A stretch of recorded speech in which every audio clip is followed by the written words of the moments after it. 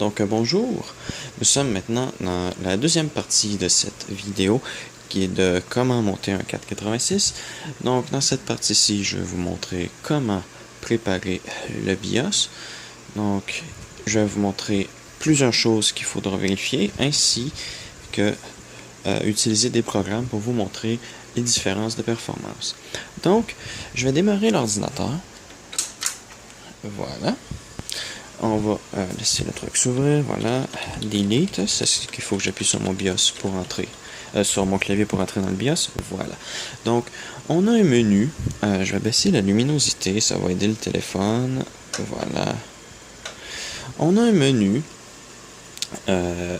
qui est assez différent généralement des BIOS. On a un BIOS quand même assez simpliste, mais qui a assez d'options pour nous permettre de bien de le faire mieux fonctionner qu'avec ses paramètres par défaut. Donc, je vais vous montrer un peu. Donc, ici, on a le système setup. Donc, c'est la base qui nous permet de changer le temps, la date, le type de vidéo. Ça nous montre la mémoire. On peut changer les lecteurs de disquette et dire si le clavier est installé. Donc, ça se fait assez vite. Ça, c'est surtout pour les BIOS Phoenix, parce que, bon, les AMI et tous les autres sont bien entendu tous différents, même de version en version. Souvent, il y en a qui changent beaucoup. Donc, FixDisc.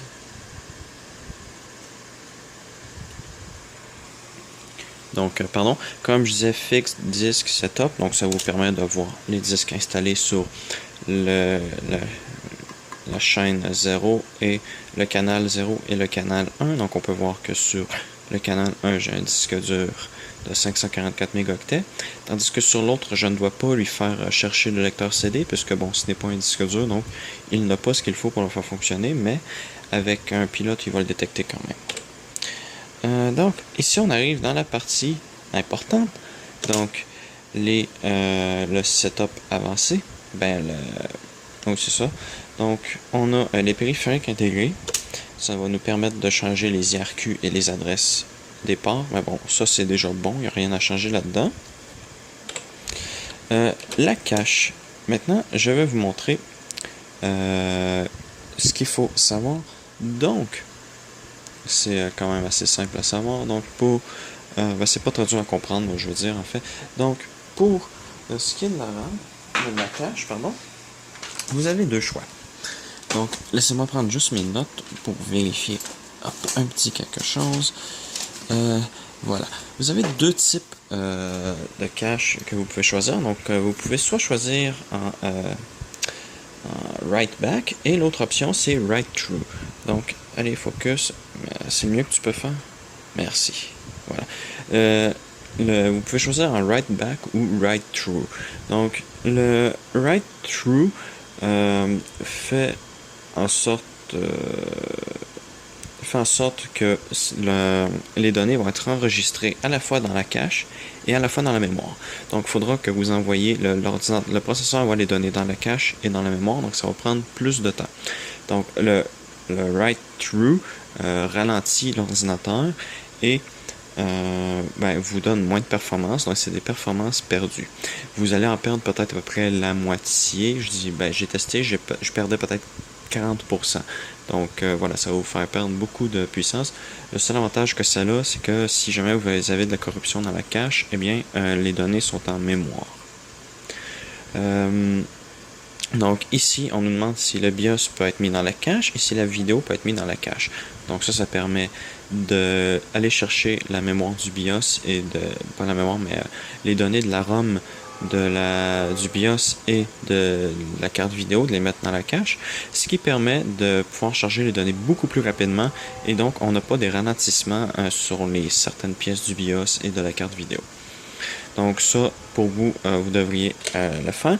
Donc le external cache, donc ça c'est la cache L2, donc c'est pour vous dire si la cache doit être activée ou non. Si vous la désactivez, bien c'est comme si vous n'aviez plus de cache L2. Et ça ici, le cache speed, mais ça c'est les temps que la cache doit attendre.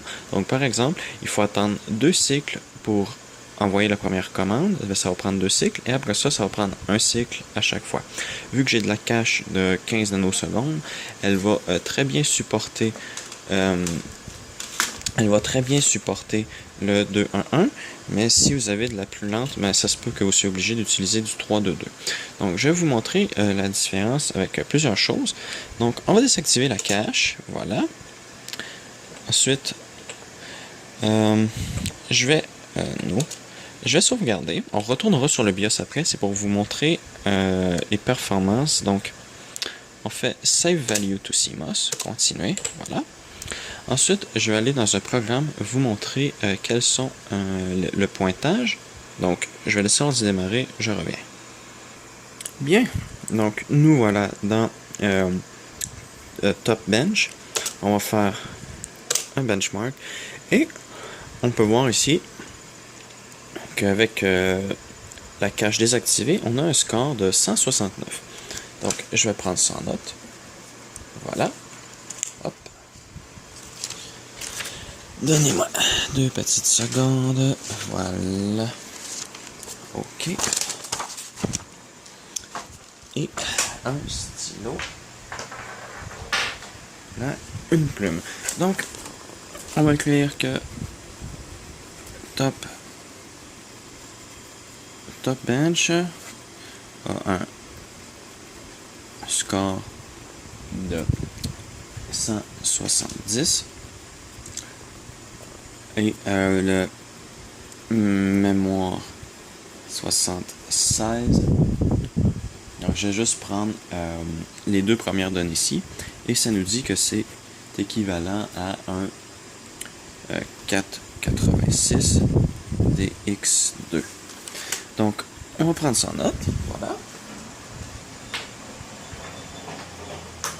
Je vais redémarrer l'ordinateur.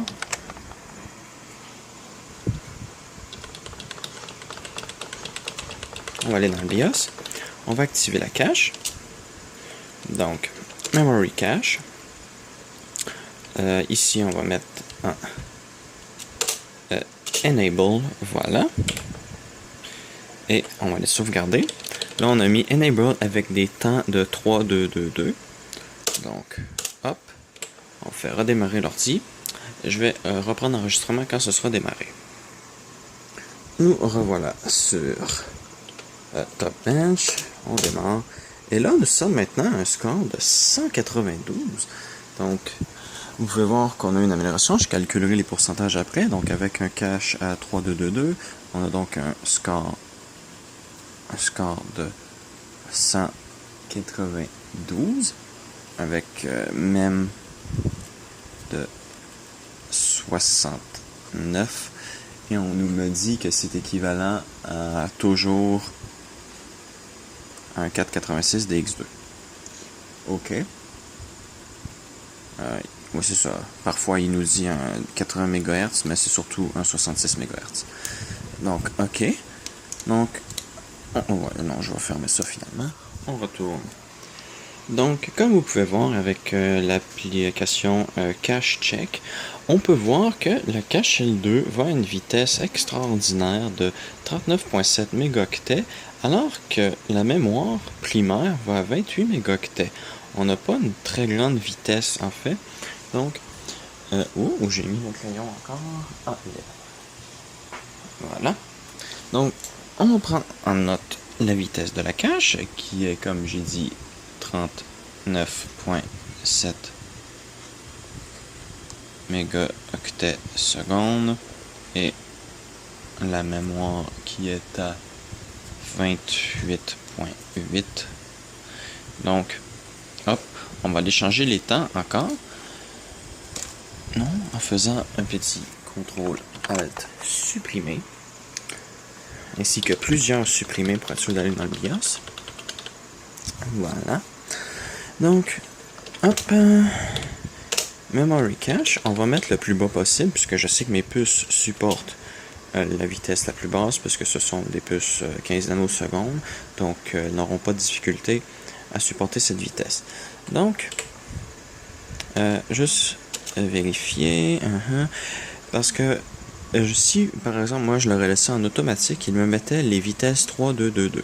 Mais comme vous allez voir, il faut que je le mette en manuel, parce que sinon, on n'a vraiment pas de bonne vitesse. Continue. Donc, je vais laisser ça redémarrer. Je refais le même test et je vous remonte.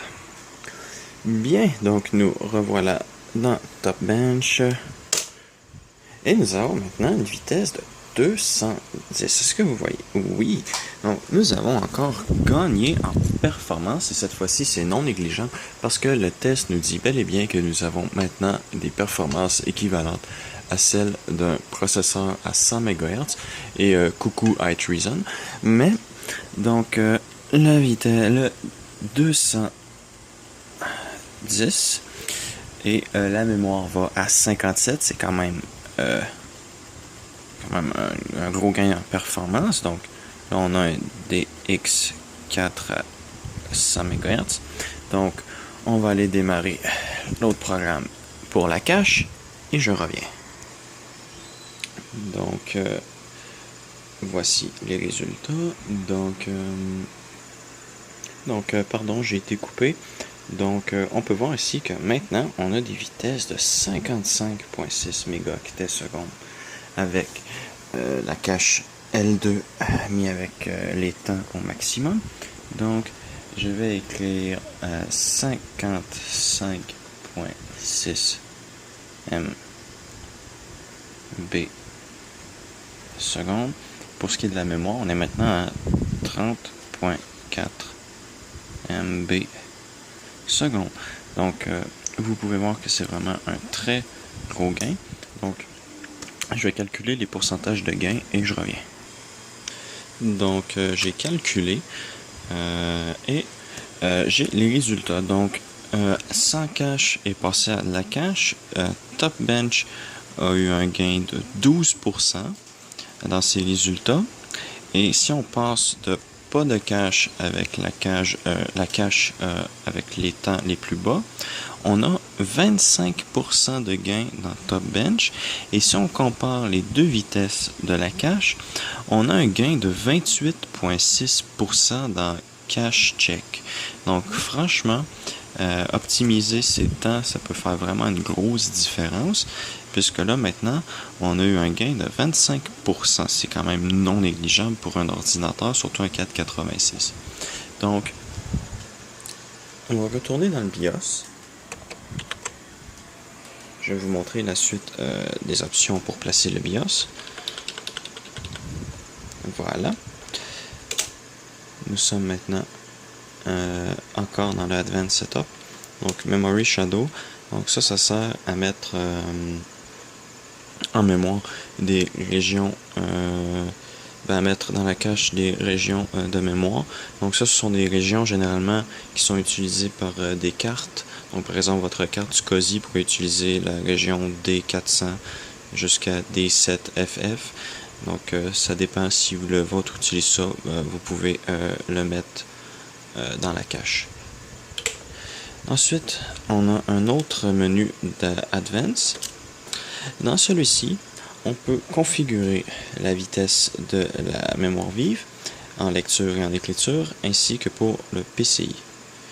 Donc, pour ce qui est de la lecture, j'ai fait des tests et si je mets à 0, j'ai une vitesse de la mémoire qui va à 36 mégaoctets au lieu de 30. Et à la base, ça allait à 28 mégaoctets. Donc franchement, on peut vraiment avoir des bons temps, sauf que je ne sais pas si je mets les temps à 0, si je vais avoir des erreurs d'écriture et de lecture en fait, parce que c'est peut-être trop rapide pour la mémoire, parce qu'il faut savoir que j'ai une barrette de FPM dans cet ordinateur-là, et la FPM ne va pas très vite. Donc déjà là, je suis assez surpris que ça puisse fonctionner comme ça. Il faudra que je fasse un même test probablement pour voir ce que ça va donner.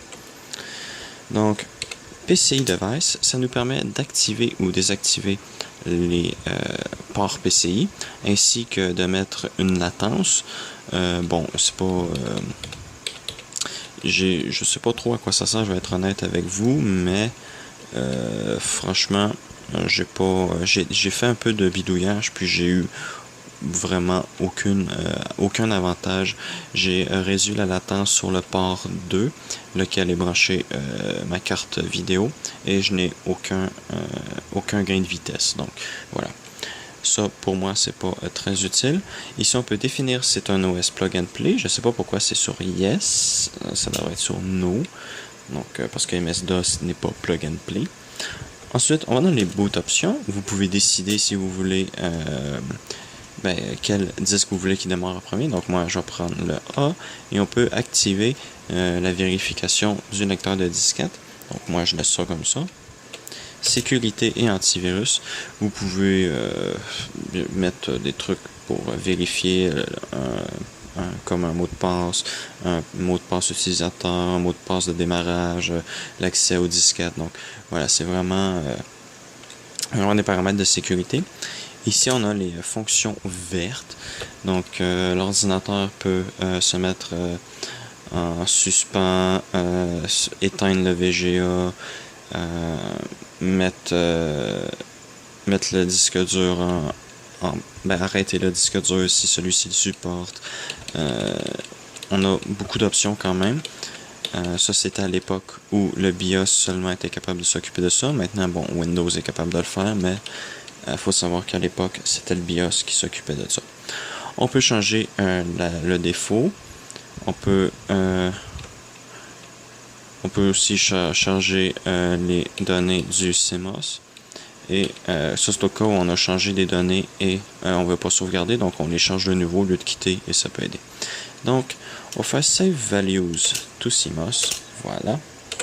Et je crois que c'était pas mal tout ce que je peux vous montrer en fait pour ce BIOS. Il faut savoir qu'il est quand même relativement limité puis qui vous permet de bien configurer votre cache et votre mémoire. Donc, c'est quand même un atout non négligeable. Au moins, il nous permet de le faire. Il y a beaucoup d'ordinateurs que le BIOS ne nous permet pas vraiment de le faire, mais ça, c'est pas le but de cette vidéo. Donc voilà, en espérant que vous avez apprécié cette vidéo sur comment bien à peu près bien placer son BIOS pour son ordinateur. Donc ça va être surtout de l'essai erreur. Comme je vous ai dit, si vous avez des puces de cache trop lentes, il faudra que vous vérifiez jusqu'à quel temps la puce a fonctionné correctement. Donc pour ça, il faudra que vous fassiez jouer des jeux ou des tests assez lourds pour vérifier la qualité de vos temps. Vous pouvez aussi faire du surcadençage. Donc là, moi, techniquement, le CPU est à la vitesse maximale. La carte ne supporte pas plus que du 100 MHz. Donc malheureusement, je ne peux pas la mettre à 120 MHz comme certains des X4 sont. Mais bon, ça, c'est pas bien grave. Donc voilà.